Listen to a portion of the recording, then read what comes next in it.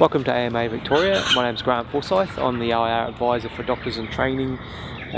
We're going to go through a series of videos highlighting the changes that have been made to the new Doctors in Training agreement. We've made improvements to the rotation clause. There is now the requirement for a hospital to give at least a 24-hour break between the finish of one rotation and the start of another rotation. This clause will also require that the hospitals consult with each other in order to make sure that this transition is as smooth as possible. We have introduced a new dispute resolution clause. This is a significant change to the agreement, and it is a modernisation of the agreement.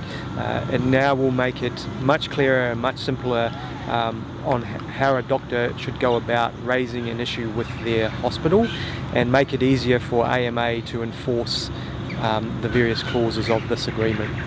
There have been a number of changes to the hours of work clause.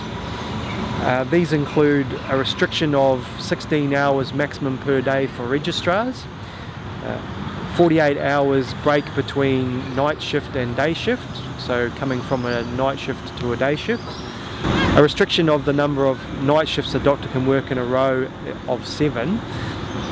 Just to clarify, there is no restriction on being able to work 7 days on, 7 days off in this new agreement. There has been some calls to the office asking whether this is still able to be done, and the answer to that is yes. Under this agreement you will be able to work 7 days on, 7 days off. Under the new agreement there is now a clarification of what is meant by a 10-hour break.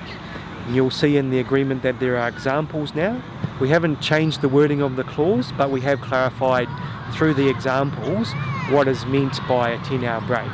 This means that a doctor who is on call or overnight, if they make a call or get interrupted during that night, they are still entitled to an uninterrupted break between their shifts.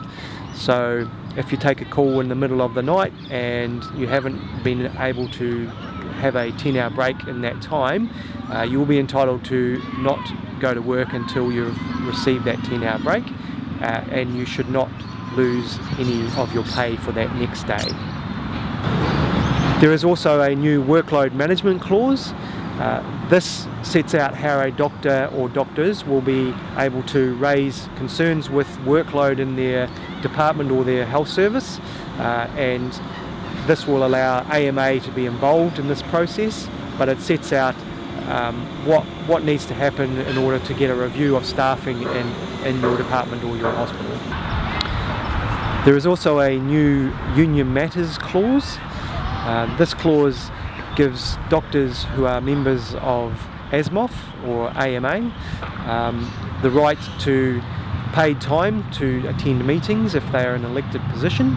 It also gives AMA and ASMOF the right to run meetings, have notice boards, and communicate with doctors through internal means.